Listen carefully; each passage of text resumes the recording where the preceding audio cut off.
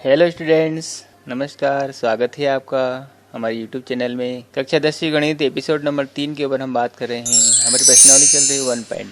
आप पढ़ रहे हो, अच्छी बात है, और इसे आगे भी पढ़ते रहिए। हम वास्तविक संख्याएं पार्ट 1 की प्रश्नावली 1.1 आज पूरी समाप्त कर देंगे। 2-3 क्वेश्चन जो हमारे बच्चे हुए हैं वो भी हम लेंगे। तो रियल नंबर से हम चालू करते हैं। प्रश्न नंबर 2 देखिए 1.1। दर्शाए कि कोई भी धनात्मक विषम पूर्णांक 6q + 1 या 6q-3 या 6q-5 के रूप का होता है जहाँ q कोई पूर्णांक। ये प्रश्न है। अब इसको समझिए। धनात्मक विषम पूर्णांक क्या होता है? सबसे पहले पूर्णांक को समझो। पूर्णांक क्या होता है? पूर्णांक का हमने एक पूरा वीडियो बना रखा है, यदि आप उसे देख पाए हो, जिसमें धनात्मक संख्याएं भी होती हैं, ऋणात्मक संख्याएं भी होती हैं और शून्य भी। अब यहाँ पर केवल धनात्मक वाली बात हो रही है। तो धनात्मक संख्या कहाँ से स्टार्ट होगी? एक साथ चालू होगी, 1 2 3 4 5 आदि आदि आदि अनंत। अब लेकिन यहाँ पर धनात्मक भी हैं और विषम भी हैं। तो विषम का मतलब ये होगा कि 1 3 5 7 9। आप समझ गए होंगे धनात्मक विषम पूर्णांक क्या है। तो यहाँ पर क्या है कि धनात्मक विषम पूर्णांक, अब हम एक संख्या मान लेते हैं, इसको हल करते हैं।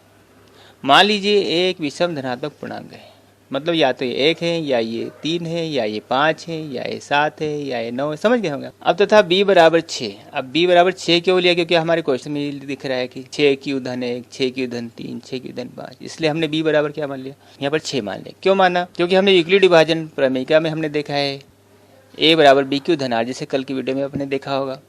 तो यहाँ पर bq-r, b जो है, जो भाजक संख्या है, वहाँ पर 6 आ रही है, तो हमने b = 6 ले लिया। अब यहाँ पर हम यूक्लिड विभाजन प्रमेय का प्रयोग करते हैं। किसी पूर्णांक a बड़ा है और बराबर है शून्य के लिए। a = 6q-r, वही b की जगह हमने 6 लिखा है यहाँ पे। अब यहाँ पर एक कंडीशन से लागू हो रही है कि जो r का जो मान है, रिमाइंडर जो बचता है, शेषफल जो बचता है, वह जो शेषफल होता है वह भाजक से छोटा होता है। तो इसी बात को यहाँ लिखा गया है 0 ≤ r <6 लिखा है, आप देख रहे हैं। तो यहाँ पर क्या होगा? 0 छोटा है या बराबर है r, और r छोटा है 6 से। इसका मतलब हुआ कि जो r का मान है वो 0 के बराबर हो सकता है, 0 से बड़ा होगा और 6 से छोटा होगा। तो देखिए क्या क्या वैल्यू आएगी। r का जो मान होगा 0 1 2 3 4 और 5 तक होगा।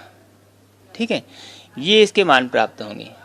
अब चूंकि a = 6q या a = 6q + 1 या a = 6q + 2 या a = 6q + 3 या a = 6q + 4 या a = 6q+, जहाँ जहाँ r का मान है हमने वहाँ पर रखा है।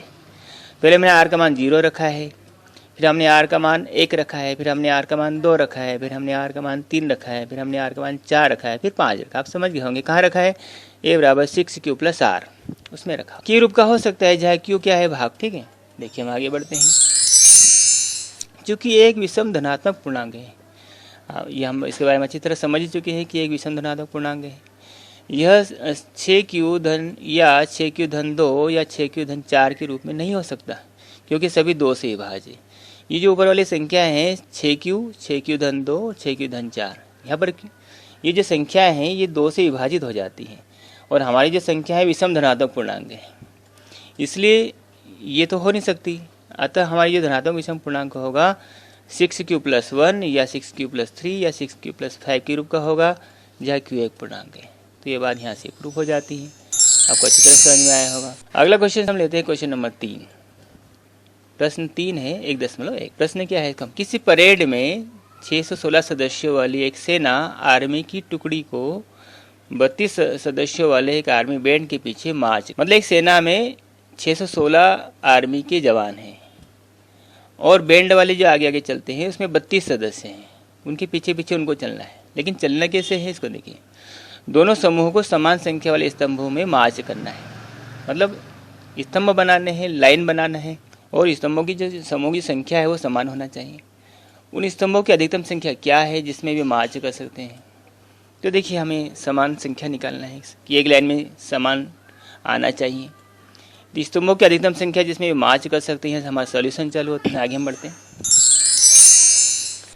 तो सेना में सदस्यों की कुल संख्या 616 और बच्चों के दोनों समूहों को समान संख्या वाले स्तंभों में मार्च करना है, क्योंकि बैंड वाले भी मार्च करेंगे और आर्मी वाले भी मार्च करेंगे, इसलिए 616 लोग भी मार्च करेंगे और 32 लोग भी मार्च करेंगे। मतलब मार्च करेंगे मतलब चलेंगे।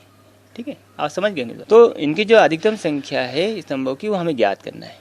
तो स्तंभों की अधिकतम संख्या क्या होगी, इनका जो एचसीएफ होगा महत्तम समावर्तक, क्योंकि महत्तम समावर्तक का अर्थ ही यही होता है कि हाईएस्ट कॉमन फैक्टर, ये तो महत्तम अधिकतम उच्चतम संख्या है जिसमें दोनों संख्याओं से भाग चला जाता है, कहलाता है महत्तम समावर्तक। तो यहाँ पर हम 616 और 32 का महत्तम समावर्तक ज्ञात करेंगे, वही हमारी स्तंभों की संख्या हो जाएगी। तो हमने यहाँ पर मान लिया a बराबर 616 और b बराबर 32। अब इनका हमें एचसीएफ निकालना है यूक्लिड विभाजन एल्गोरिथम का प्रयोग करके, हम बहुत बार कर चुके हैं। a बराबर b क्यू धन r यहाँ पर आपको रखना है। a बराबर 616 है, बराबर 32, b का मान है 19, ये q का मान है, और यह हुआ r का मान कितना आया है 8। तो देखिए आगे, चूंकि शेषफल 8 0 नहीं है, कहने का मतलब हुआ कि हमें 616 में 32 का भाग लगाना है। प्रक्रिया तो यहीं से स्टार्ट होगी ना कि 616 में हमें 32 का भाग लगाना है। अब 616 में यदि हमने 32 का भाग लगाते हैं तो ये 19 बार जाता है और रिमाइंडर कितना बचता है, रिमाइंडर बचता है 8, मतलब शेषफल 0 हमें प्राप्त नहीं हुआ। तो अब हम क्या करेंगे, कल वाली प्रक्रिया हम देखेंगे 32 और 8 के लिए यूक्लिड विभाजन एल्गोरिथम का और प्रयोग करेंगे। अब हमने क्या करेंगे, 32 और 8 में बड़ी संख्या कौन सी है, हमने देखा 32 बड़ी है, तो 32 में हम 8 का भाग लगाएंगे, 8 चौक 32, पूरा भाग चला गया, शेषफल कितना बचा है 0। तो 32 से भाग देने पर हमें शेषफल 0 प्राप्त होता है, इसलिए 32 में 8 से भाग देने पर शेषफल 0 प्राप्त हुआ, इसलिए 8 क्या हो जाएगा, 8 हो जाएगा हमारा एचसीएफ। तो देखिए इसको हम आगे इस प्रकार से लिखेंगे, क्योंकि अब शेषफल 0 आ गया है इसलिए इस प्रक्रिया को समाप्त करते हैं। इस अंतिम चरण में भाजक 8 है, इसलिए इसका जो महत्तम समावर्तक दोनों संख्याओं का हुआ वो 8 है। अतः स्तंभों की अधिकतम संख्या जिसमें मार्च कर सकते हैं 8 है। तो ये हमारा आंसर प्राप्त हो गया। अब प्रश्न नंबर 4 देखिए, यहाँ पर प्रश्न नंबर 4 हमारा क्या कहता है, यूक्लिड विभाजन प्रमेय का प्रयोग करके दर्शाइए कि किसी धनात्मक पूर्णांक का वर्ग यानी कि घात 2, किसी भी संख्या की घात 2 यदि हम करते हैं तो हम बोलते हैं वर्ग, किसी पूर्णांक m के लिए 3m या 3m धन 1 के रूप का होता है। अब यहाँ पर एक संकेत भी दे रखा है, किस प्रकार से हमें हल करने की किताब में दे रखा है। यह मान लीजिए एक से कोई धनात्मक पूर्णांक है, तब यह 3q धन 1 या 3q धन 2 के रूप में लिखा जा सकता है। इनमें से प्रत्येक का वर्ग कीजिए, यानी कि दोनों का स्क्वायर करना है, वर्ग करना है, और दर्शाए कि इन वर्गों को 3m या 3m धन 1 के रूप में लिखा जा सकता है। ये हिंट से आपको संकेत दे रखा है। इसका हम सॉल्यूशन लेते हैं। इसका देखिए, हम सबसे पहले मानते हैं एक धनात्मक पूर्णांक है। जैसे आप जानते हैं पूर्णांक संख्या क्या होती है, ऋणात्मक भी होती है, धनात्मक भी होती है, शून्य भी होती है। यहाँ पर हम ऋणात्मक वाली बात भी नहीं कर रहे हैं, जीरो वाली बात भी नहीं कर रहे हैं, हम तो केवल पॉजिटिव इंटीजर्स धनात्मक पूर्णांक की बात कर रहे हैं। तथा यहाँ पर हम b ले रहे हैं, b बराबर 3। अब b बराबर 3 क्यों लिया, क्योंकि 3m + 1 या इसके रूप में हमें दर्शाना है, इसलिए हम b बराबर हमारा भाजक जो है कितना हो जाएगा। अब किसी या तो 0 हो सकता है या 0 से बड़ा हो सकता है, मतलब पॉजिटिव होगा के लिए। a बराबर 3q धन r, जहाँ r क्या है 0 1 2, क्योंकि 3 के लिए हम यहाँ पर कहते हैं जो हमारा जो भाजक जो शेषफल होता है वह भाजक से छोटा होता है। तो हम यहाँ कहेंगे कि हमारा जो यहाँ पर r है, r का जो मान है 3 से छोटा होगा। अब r का मान 3 से छोटा, इसका मतलब क्या है, क्योंकि b बराबर 3 है। 3 से छोटा क्या क्या हो सकता है, 0 है, 0 हो सकता है, 1 हो सकता है और 2 हो सकता है। तो 0 is less than equal to r less than 3 Euclid विभाजन एल्गोरिथम से ही हमें प्राप्त हो रहा है। अब यहाँ देखिए, अब सबसे पहले हमने 0 रखा तो क्या आएगा, a बराबर 3q धन r में रखना है r का मान। a बराबर 3q धन 0 में 0 से मतलब नहीं है, a बराबर 3q आ जाएगा। फिर रखा हमने a बराबर 3q धन 1 आ जाएगा। फिर हमने रखा a बराबर 3q धन 2 आ जाएगा। अब हम क्या करेंगे, इनका वर्ग करेंगे। तो देखिए हम अलग अलग लेते हैं इनको। सबसे पहले a बराबर 3q को लिए इनका वर्ग किया तो क्या आ गया कि घात 2 और 3q का वर्ग हो गया। फिर हमने दूसरे वाले को लिया 3q धन 1, इसका वर्ग किया, होल वर्ग आ गया, पूरे की घात 2 आ गया। फिर हमने लिया 3q धन 2, इसे पूरे कोष्टक में लगा कर इसका हमने वर्ग कर दिया है। अब एक सूत्र हमारे पास है a धन b पूरे की घात 2, ये सूत्र ओपन करने के लिए होता है बराबर a की घात 2 धन 2ab धन b की घात 2। इस सूत्र का हम प्रयोग करेंगे और इसके जो 3q धन 1 का होल वर्ग है पूरे की घात 2 है, और 3q धन 2 पूरे घात 2 है, इस सूत्र से हम इनका वर्ग ओपन करेंगे। देखिए सबसे पहले हमने इसको पहले वाले को किया a की घात 2 बराबर 9, 3 का वर्ग किया तो 3 3 9 होता है, ये q की घात 2 हो गया। ऊपर वाले देखिए 3q धन 1 की घात पूरे घात 2 का वर्ग किया तो देखिए 1 की घात 2 मतलब क्या होगा, 3 क्यू कवर करेंगे तो 9 क्यू स्क्वायर आ जाएगा, 9 वर्ग आ जाएगा। फिर 2 में 2 3 6 क्यू आ जाएगा। फिर हमने 1 का वर्ग किया तो 1 ही रहेगा। इसी प्रकार से 3 क्यू धन 2 पूरे की घात 2 का वर्ग हम करेंगे तो हमें क्या मिलेगा, सबसे पहले 1 की घात 2 मतलब 3 क्यू की घात 2 आ जाएगी, 9 क्यू की घात 2 आ जाएगा, धन 2 भी 2 3 6 दूनी 12 क्यू आ जाएगा, और धन बी की घात 2 मतलब 2 की घात 2 यानी कि 4 आ जाएगा। आपको समझ में आया होगा, बहुत ही सरल है ये। तो आप इसमें क्या देख रहे हैं, इसी बात को हम आगे बढ़ा रहे हैं। तो ये वही समीकरण हमने यहाँ पर वापस लिखी हुई है। ए की घात 2 बराबर इतना आया है, बी की घात सेकंड पार्ट इतना है, थर्ड पार्ट इतना है। थोड़ा सरल किया हमने, 9 को 3 गुणित 3 के रूप में लिखा है। इसी प्रकार से यहाँ पर सेकंड में 9 को 3 गुणित 3 के रूप में लिखा है। 6 को 3 गुणित 2 लिख दिया है। थर्ड में भी 9 को 3 गुणित 3 लिख दिया है। 12 को 3 गुणित 4 लिखा है, केवल स्वरूप को चेंज किया है और कुछ। अब हमने कुछ कॉमन निकाला है, इसमें से कुछ बाहर किया है। इसको देखिए, 1 की घात 2 बराबर 3 को हमने यहाँ पर अलग कर दिया है, 3 क्यू की घात 2 को अलग कर दिया है। इसी प्रकार से सेकंड स्टेप में 3 यहाँ से कॉमन निकाला है, तो अंदर क्या बचेगा, 2 स्टेप में 3 बाहर निकाला है। 1 को तो हाथ नहीं लगाया, उसको वैसे ही रहने दिया हमने। तो अंदर क्या बचेगा, कोष्टक के अंदर हो जाएगा 3 क्यू की घात 2 धन 2 क्यू, धन 1 को वैसे ही रहने दिया। तीसरी पद वाली बात करें तो इसमें हमने 2 पदों में से 3 को बाहर किया है। अंदर क्या बचेगा, कोष्टक में 3 क्यू की घात 2 धन 4 क्यू धन 1। तो देखिए इसको ध्यान से, 3 क्यू की घात 2 धन 4 क्यू धन 1। अब आप कहोगे सर 1 कहाँ से आया, हमने 4 को 2 पदों में तोड़ा है। 4 को हमने तोड़ा है 3 धन 1, तो 1 बाहर हो जाएगा और 3 को हमने अंदर ले लिया है। इस प्रकार से 4 का विभाजन किया है। ठीक है, आपको समझ में आया होगा। आगे देखिए, 1 की घात 2 बराबर 3p। अब यहाँ p क्यों लिख दिया हमने, 3 क्यू की घात 2 है, इसको हमने एक नया धनात्मक पूर्णांक मान लिया है, इसको हमने p नाम दिया है। इसी प्रकार से सेकंड स्टेप में देखिए, कोष्टक के अंदर जो लिखा है 3 क्यू की घात 2 धन 2 क्यू, इसको हमने नया पूर्णांक मान लिया है p डैश, और इसको हमने लिखा 3p डैश धन 1। इसी प्रकार से तीसरी स्टेप में ये आगे बात देखिए, यहाँ कोष्टक के अंदर जो लिखा हुआ है 3 क्यू की घात 2 धन 4 क्यू धन 1, इसको हमने एक न्यू इंटीजर पॉजिटिव इंटीजर से मान लिया है, नया धनात्मक पूर्णांक मान लिया है p डबल डैश। तो ये क्या हो गया, 3p डबल डैश धन 1। तो देखिए यहाँ पर p डैश और p डबल डैश धनात्मक पूर्णांक हैं। इसके लिए हमने एक सिंबल लिख दिया है m, अतः किसी धनात्मक पूर्णांक का वर्ग किसी पूर्णांक m के लिए क्या होगा, 3m धन 1 के रूप का होगा। तो ये बात यहाँ इस प्रकार से सिद्ध हो जाती है। आपको अच्छी तरह समझ में आएगा। आप कमेंट्स करके बताइए कि सर हमको समझ में आ रहा है या नहीं। आगे देखिए, हमारे 1.1 का ये आखिरी क्वेश्चन से है, क्वेश्चन नंबर 5। इसको देखिए, यूक्लिड विभाजन प्रमेयिका का प्रयोग करके दर्शाइए कि किसी धनात्मक पूर्णांक का घन यानी कि घात 3, यदि हम किसी संख्या की घात 3 निकालते हैं, जैसे मान लो कि 3 है तो 3 की घात 3 निकालेंगे, 3 3 9 9 27 हो जाएगा। 2 की घात 3 निकालेंगे तो 2 दूनी 4, 4 दूनी 8 हो जाएगा। ये घन कहलाता है। आप समझ गए घन क्या होता है, अंग्रेजी में बोलते हैं क्यूब। घन क्या होता है, 9m धन 1 या 9m धन 8 के रूप का होता है। ये प्रश्न है। अब यहाँ पर देखिए, माना कि एक धनात्मक पूर्णांक, इसी प्रकार से हम इसको मान रहे हैं। यहाँ पर जो विभाजक हैं, भाजक संख्या को b बराबर 3 मान रहे हैं। अब यूक्लिड विभाजन एल्गोरिदम से देखिए a बराबर b क्यू धन r। अब चूंकि हमने यहाँ पर b जो भाजक है 3 ले रखा है, और हम ये जानते हैं कि जो r का मान है, जो शेषफल होता है, वो b से छोटा होता है और जो 0 से बड़ा या बराबर होता है। तो यहाँ पर जो हमें वैल्यू प्राप्त होंगे, जो r के मान मिलेंगे, वो क्या होंगे, या तो 0 होगा या 1 होगा या 2 होगा। ये 3 मान हमें प्राप्त होंगे। तो देखिए यहाँ पर a बराबर 3 क्यू धन r, क्योंकि b का वैल्यू 3 है। 0 less than equal to r less than 3, मतलब यहाँ पर r के जो मान है वो हमें 3 मान प्राप्त होंगे, या तो 0 होगा या 1 होगा या 2 होगा। तो ये तीनों मानों को हम यहाँ पर लिखते हैं।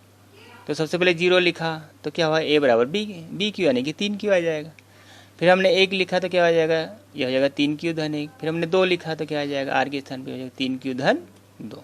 आपको समझ में आएगा। हम सबसे पहला केस लेने जा रहे हैं, इसकी घात 3 निकालेंगे, घन निकालें। केस फर्स्ट हमारा है a बराबर 3 क्यू। दोनों तरफ हमने इसका घन कर दिया है, घन आने की घात 3 कर दिया है, दोनों पक्षों का घात 3। तो देखिए इसको 27 क्यू की घात 3, क्योंकि 3 की घात 3 जब हम करेंगे 3 गुणित 3 इस प्रकार से हम करेंगे।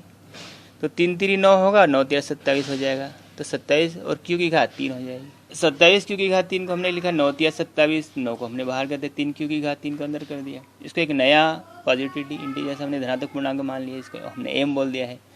तो ये हमें प्राप्त हुआ 9m। ये 9m की कैटेगरी में आ गया। आप अच्छा केस सेकंड देखिए, केस सेकंड क्या कहता है। अब हम केस सेकंड को लेते हैं।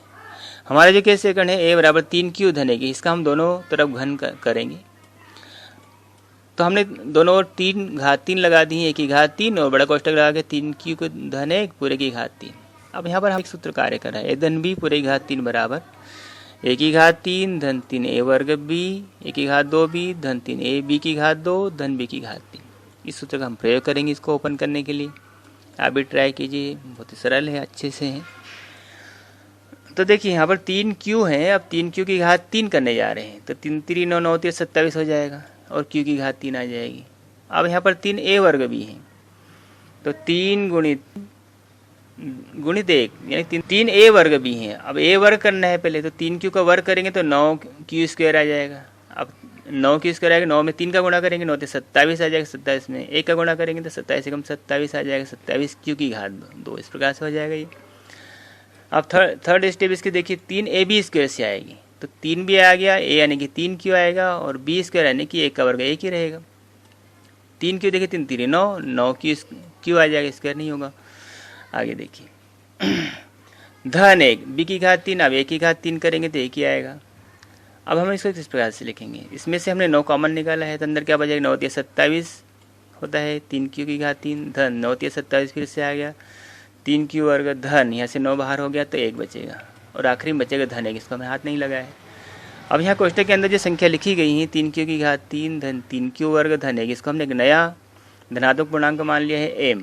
तो ये किस रूप में हो गया 9m धन 1, इस प्रकार के रूप हो गया। अब केस 3 देखिए, केस 3 क्या है, a बराबर 3q धन 2, इसका हम दोनों तरफ घन निकालने जा रहे हैं। तो 1 की घात 3 धन 3q धन 2 ब्रैकेट के अंदर इसकी घात 3 पूरे की घात 3। यहाँ पर भी वही केस 2 वाला सूत्र काम कर रहा है, a धन b पूरे की घात 3 बराबर 1 की घात 3 धन 3a वर्ग b धन 3ab वर्ग धन b की घात 3। देखिए हमने स्टेप बाय स्टेप इसको समझाया, इसको ध्यान से देखिए। तो सबसे पहले देखिए a की घात 3, अब a की घात 3 का मतलब क्या होता है 3q की घात 3, 3 3 9 9 27 q की घात 3 हो गया। अब सेकंड स्टेप में देखिए 3a वर्ग b, अब 3a वर्ग b क्या हो गया, 3 तो हम लिखेंगे a वर्ग यानी कि 3q का वर्ग करेंगे तो 9q स्क्वायर आ जाएगा, 9 27 और 27 दूनी 54 हो जाएगा, 54q वर्ग हो जाएगा। थर्ड स्टेप इसकी देखिए 3ab स्क्वायर है, तो 3 का गुणा करेंगे और 3q में करेंगे और 2 में भी करेंगे, 3 3 9 9। तो देखिए इसको ध्यान से एक बार और से देखिए 3ab स्क्वायर है, तो 2 दूनी 4 हो जाएगा, 4 तिया 12 और 12 तिया 36 हो जाएगा, 36q। और b की घात 3 करेंगे यानी 2 की घात 3 करेंगे, 2 दूनी 4, 4 दूनी 8 हो जाएगा। अब यहाँ 27 को हमने लिखा 9 गुणित 3 q की घात 3, 54 को हमने लिखा 9 गुणित 6 q की घात 2 धन 36 को लिखा 9 गुणित 4 q धन 8। अब यहाँ से हमने 9 को कॉमन निकाला है, तो देखिए 9 जब कॉमन निकलेगा तो अंदर के 8 को हाथ नहीं लगाया, केवल तीन पदों में से हमने 9 कॉमन निकाला है। तो अंदर क्या बचा है 3q की घात 3 धन 6q की घात 2 धन 4q, 8 को हमने वैसे ही रहने दी। अब यहाँ कोष्टक के अंदर जो लिखा हुआ है 3q की घात 3 धन 6q वर्ग की घात 2 धन 4q, इसको हमने एक नया m पॉजिटिव इंटीजर से मान लिया है, धनात्मक पूर्णांक मान लिया है। तो ये हो गया 9m धन 8। तो आपने देखा किसी धनात्मक पूर्णांक का जो घन होता है या तो 9m होता है या 9m धन 1 होता है या 9m धन 8 के रूप का होता है। तो थोड़ा सा प्रयास करना, समझना, सीखना, समझना, इनको वर्क करना, किस प्रकार से घन करना कैसे करते हैं, थोड़ा सा प्रॉब्लम है तो मेरे से पूछना। तो इस वीडियो को आपने देखा, बहुत बहुत धन्यवाद आपका। सब्सक्राइब कीजिए हमारे YouTube चैनल को और दबाइए बेल आइकन, जिससे आप हमारी हर वीडियो की नोटिफिकेशन सबसे पहले प्राप्त कर सकें।